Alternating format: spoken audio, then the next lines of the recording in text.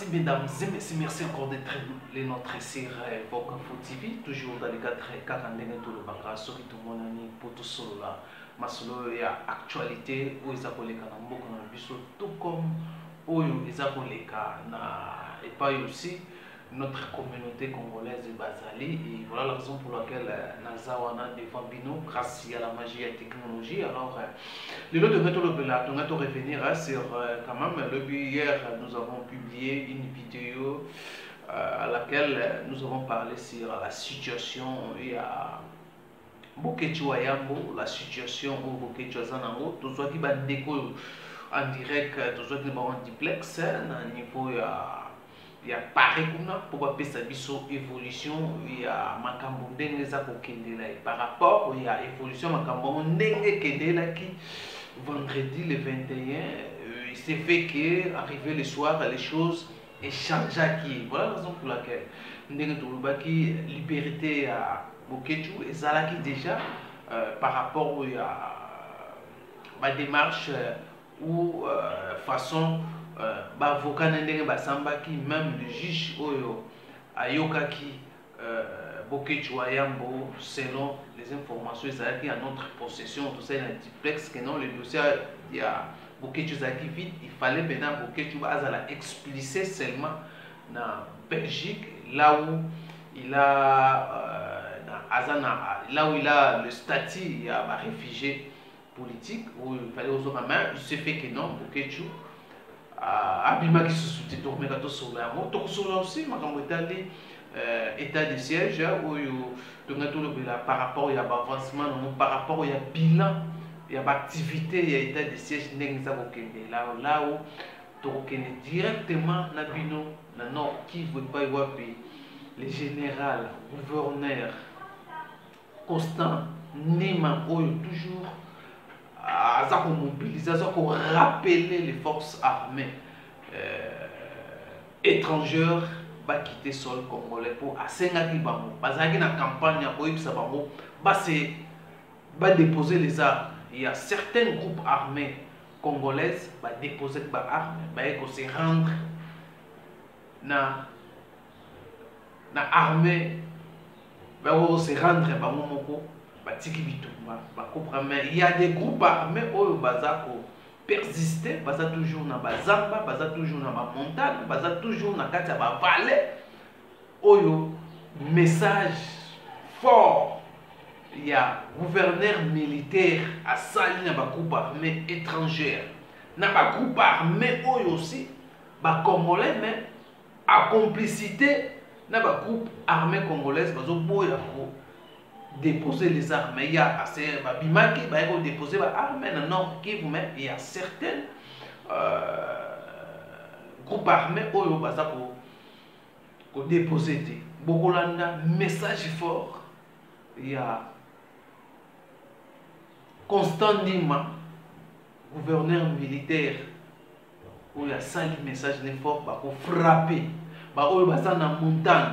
Bakomata na montagne ba o bazana vallée bakomata na vallée que plus loin dire kolobake non même ils vont planir si s'agit pas planir ba montagne wana les montagnes seront planées et les forêts et kozala bakotama en fait bakouper les forêts et ceux qui ont na ba rivière na ba vallée ba bakozala wana jusqu'à ce que ils vont établir la sécurité la partie one. En tout cas, avant tout le bela makambo ya Boketu Ayambo, beaucoup la bolanda comment la détermination ya Constant Ndima, gouverneur général, nengazo lancer message ya mobilisation.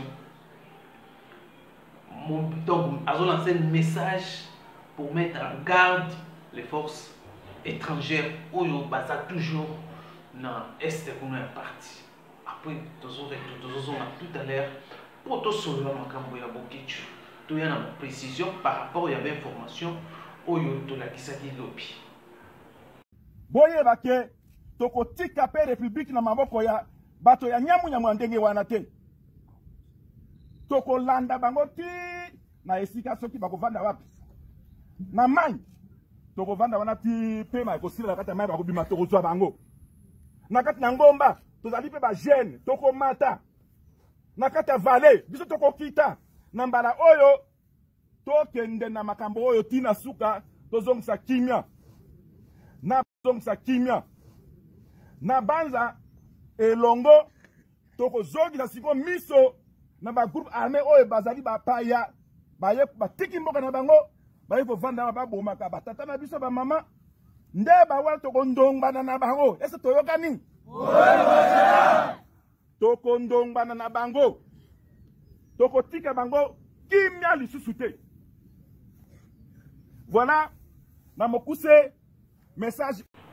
Voilà, mesdames et messieurs, vous venez là de suivre comment Constant a sali message naye na bandeko yo bazo boya ko kotika ba arabe. C'était avec ba milice yo ba force yo ya ba congolais oyo ba yaki ba boy na bombi tumba ba ko sala insertion na armée. Alors tout le monde siko makambo etali bokechu wayambo bokechu toujours azana kati ya boloko aza retenu ba libéré était prévu comme hier déjà c'était une fête pour naba ba résistant au niveau diaspora bokechu abimi bokechu dossiers à vide. Je crois que vous avez suivi quand même tout doit qui ndeko Roland oyo il pas pesaki hier azalaki en cheval entre la famille et les avocats. Pour les en France, c'est une démarche pour que un peu pour trouver solution pour la moquer. Mais les choses se sont compliquées par rapport à la raison pour la PCD. Parce qu'on a acquis la République démocratique du Congo qui est à la base. Il y a pour ça que non. Beaucoup de choses dans la situation, surtout pour la non. Balingi bazongisa ba refoulé na Kinshasa ou ba refoulé na Belgique place ça na statut na ye où ils ont protégé statut au azana moya ba réfugié politique fallait bazongisa na Belgique mais bazosenga selon bamo que les gouvernements en place les régimes en place l'ambassadeur surtout viennent de mutu selon bamo azoko manipuler la justice française, selon les combattants, selon les Zaïwa, selon les résistants, dossier côté pour les intérêts. Bon, dénoncer la raison pour laquelle les procès Bokechuayambo abima quitté. Selon ma version toujours, Bokechuayambo abimité pour l'Anda aussi. Comment quelques Congolais n'ont pas besoin de non dossier ondenge et puis ça qui mon boulot, je crois vidéo pe à Pichu Roland, to comme gâteau c'est la vidéo ils m'ont expliqué mais azo retourner tout pourquoi les Congolais vont abandonner Bokechu, pourquoi Bokechu va abandonner pas Congolais, pourquoi Bokechu Bazaïro va abandonner ba ko ba soutenir ka combat na o ba soutenir ka idéologie na pourquoi pas abandonner aux manifestations pour salamité ba vandi kimia ba zo dala na musika ba ko ba zo déplorer comportement ba Congolais combat balembi combat 2 années tout va continuer à soutenir Bokechu Ayambo. C'est le moment de soutenir mais pas soutenir et pas c'est la Bokechu Ayambo aloba pour pas bête les mabo maintenant ta et ta quoi ça na mo ba soutenir ni les hommes les cas na kati ya diaspora kuna congolaise combat ezaya ko kabwana ou va constater que non Bokechu azo mérité azala na place wa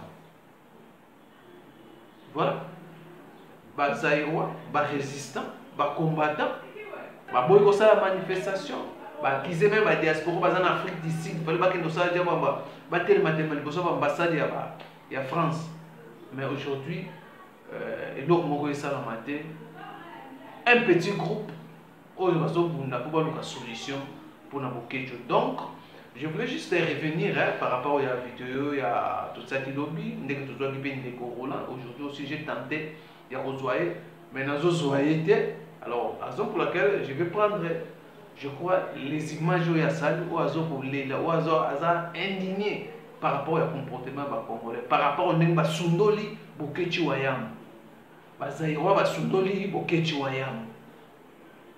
il y a que seulement sentir bokechu oyo bazana bokechu kaka o bazolandela bokechu. Est-ce que bokechu akobima to akobima te akozonga Belgique to bokechu akozonga RDC? C'est ça le problème médical. Et on va dire makambo dossier changé. Vie ma relation régime actuel azana on en France. Et on va dire comme sous à mon que notre dossier continue. Alors voilà, je vous laisse suivre comment